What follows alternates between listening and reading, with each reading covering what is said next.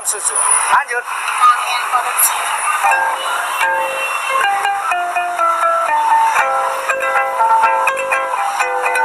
Bukan lautan, hanya kolam susah.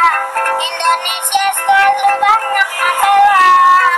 Dari kasus KKN sampai narkoba, dari Maluku sampai Malu semua. Bukan lautan, hanya kolam susah. Karena ada terjadi huru-hara. Apa sebab, apa sebabnya, kenapa?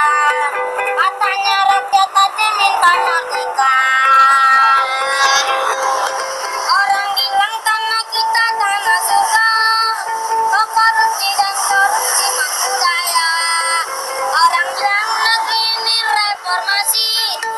Isi banyak tikus-tikus berdasi. Ini salah siapa? Ini dosa siapa? Kalau bisa jawab kami geleng kepala. Ayo kita tanyakan sama tukang teh kotak. Apa itu teh kotak? Teknologi.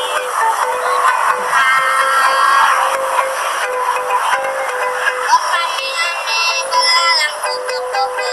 Siang makan nasi kalau malam minum susu. Kaleng buat dede, kalengnya buat nanti. Susu sapi buat yang lagi nyanyi.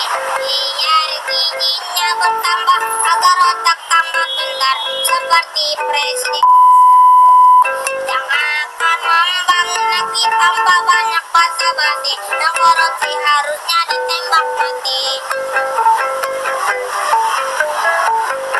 Oke, mantap ya kan. Bocor Rasulullah.